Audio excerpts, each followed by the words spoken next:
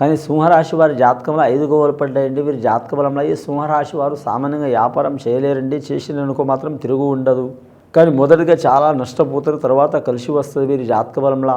వీరి జ్యోతిష్యంలో వీరు ఏ రంగంలో అయినా రాణించే అవకాశం ఉంటుంది, కానీ మాత్రం తొందరగా రిస్క్ మాత్రం తీసుకోరండి ఈ రాశివారు. దేనికైనా మాత్రం ప్రతిదానికి సందేహిస్తారు, అనుమానం చేయరు.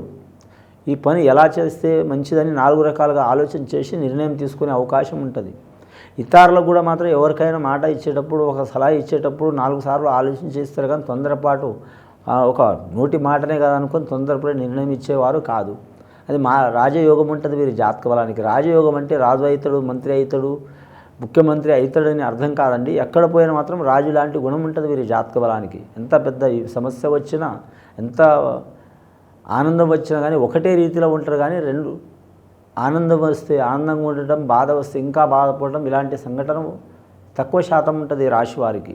స్త్రీలకైనా పురుషులకైనా అని అధికార దర్పణం ఉంటుంది అని మాత్రం ఆత్మవిశ్వాసం చాలా ఉంటుంది. ఇతరులు అనుకుంటారు అహంకారం అనుకుంటారు. అహంకారం కాదు, ఎవరితోనైనా ఒకటే రీతిలో ఉంటారు. అయిన వారైనా, కాని వారైనా, తక్కువ వారైనా, ఎక్కువ వారైనా, అని ఇబ్బందులు పెట్టేవారైనా సరే అని మాత్రం వారి తత్వం ఒకటే రకంగా ఉంటుంది. కాబట్టి మాత్రం చాలామందికి వీరి స్వభావం అర్థం కాదు. వారి మనసులో ఏమున్నదో అర్థం కాదు. నిగూఢమైన స్వభావం ఉంటుంది. కాకపోతే సామాన్యంగా ఒకరికి హాని చేయరు, మంచి చేస్తారు. కానీ మాత్రం హాని చేసిన వారైతే మాత్రం ఒకసారి చూస్తారు, రెండవసారి చూస్తారు, మూడవసారి మాత్రం కరెక్ట్ 3 చెర్ల నీళ్లు తాపిస్తారు. అసంటి స్వభావం ఉంటుంది వీరి జాతక బలానికి.